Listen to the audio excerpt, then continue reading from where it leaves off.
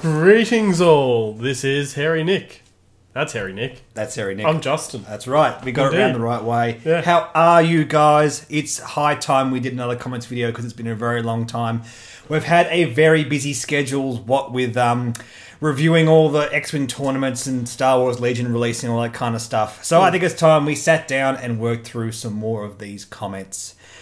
And it actually gives us a bit of a chance to talk about a few things that I want to talk about in the channel. So it's kind of a channel update slash comments video, I guess I want to talk about.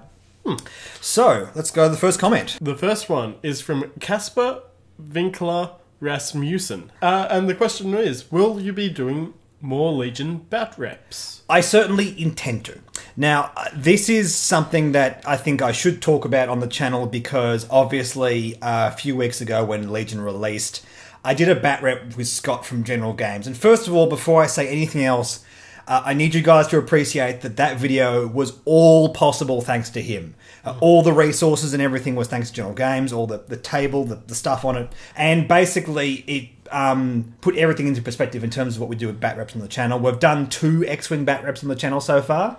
And it was a lot of work to get those done. Videoing, it's fine, but it's the editing and stuff like that. So we're working through all the kinks and making sure that when we do come to do more bat reps, they're nice and simple to do. That's moving forward. It will happen, and there will be X-Wing and Legion bat reps every now and then. This channel, I've thought about this a lot recently, especially after doing the bat reps and realizing how much work it took.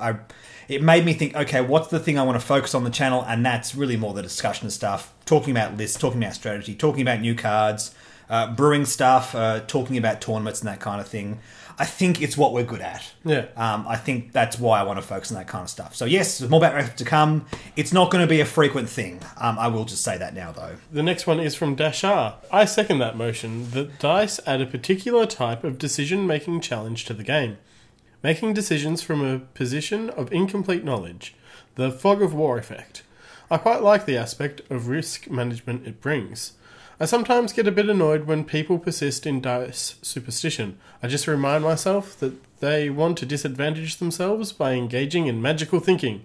It gives me a possible edge when I play against them. Yes, I didn't talk about magical thinking when we did that video, but it's certainly something that is a factor in all of this. And when I think about magical thinking, it's not something that I indulge in myself, obviously. I like to break things down logically and rationally. And I think the point of that video, what I was trying to do is, if we can explain everything logically and rationally, if we can explain why we get into these negative habits where we think things are going bad for us or whatever, with dice rolling or trading card game, you know, drawing cards and you're drawing bad cards. I always draw bad cards, blah, blah, blah.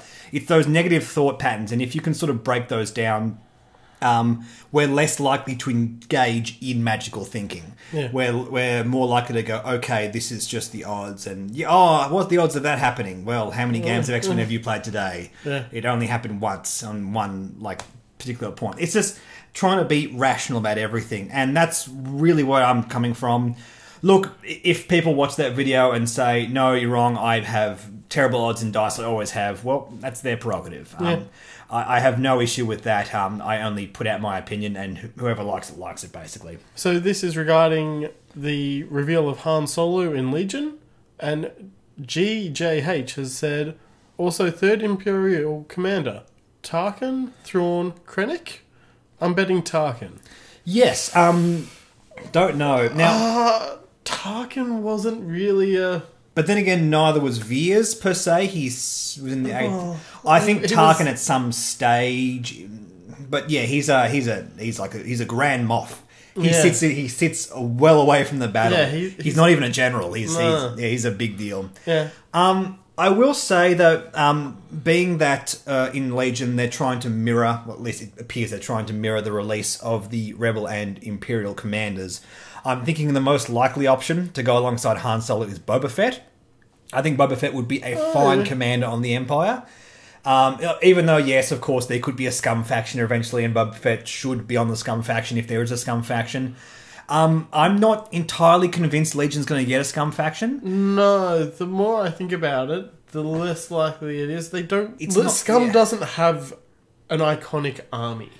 Well, They kind of do, but those armies could be separate. It makes sense with X-Wing, because we have a whole mishmash of ships that could fly together for whatever reason. But when we're talking about armies, I think like going to the prequel content or the current trilogy content with First Order and Resistance is a more likely thing to do than Scum. And that's why I think maybe not. So from that point of view, I think Boba Fett would be fantastic on the Empire. Ooh, getting jetpack everywhere around. Yeah, it has like the jump move just like Luke does. Yeah. Except maybe it functions a bit differently. I don't know. We'll have to work on that kind of thing.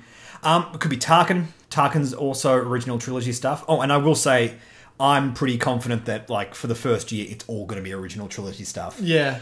It was the same with X-Wing with the first few releases. That's just what they want to focus on. I know Alex Davies has said a few times that yes, focus on original trilogy stuff first, and then we'll expand out. Yeah. I think Thrawn would be an awesome character, though. Yeah, absolutely. As with Krennic. And obviously, yes, they'll probably do a Rogue One thing eventually, and then we'll have Krennic and probably Cassian or Jin or something like that, and that'd be sick. But that will come down the line. So my bet here is Boba Fett. In the comment section, guys, who do you think is going to be the third Imperial Commander? Yeah, no, give us your thoughts. So this is in response to the Harry Potter miniatures game, Red Dwarf 115. Except now it's not on Kickstarter and can be only sold in Spain, UK and US due to the license they signed. Okay, now I have to address this because obviously I haven't covered Harry Potter, the game that is, since this video.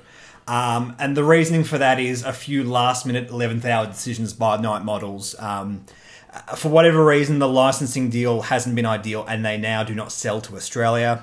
Yeah. They're not selling to LGSs. They say they hope it'll be done by the end of the year and they hope it'll be sold to countries other than Spain, US and UK.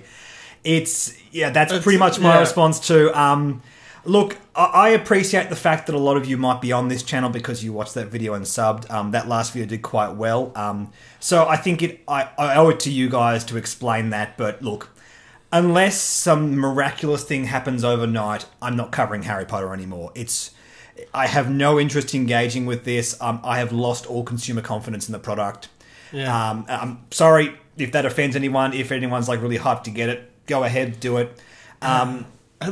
Everything looks so good. Like the miniatures look perfect. It does, but the fact that it was changed into a board game last minute, well, it wasn't changed into a board game. They just never told us. But I never got the impression it was ever meant to be a board game. No, yeah. And although the actual board game itself does look quite nice, all the different boards and everything like that. But yeah, just all of a sudden, just dropping it.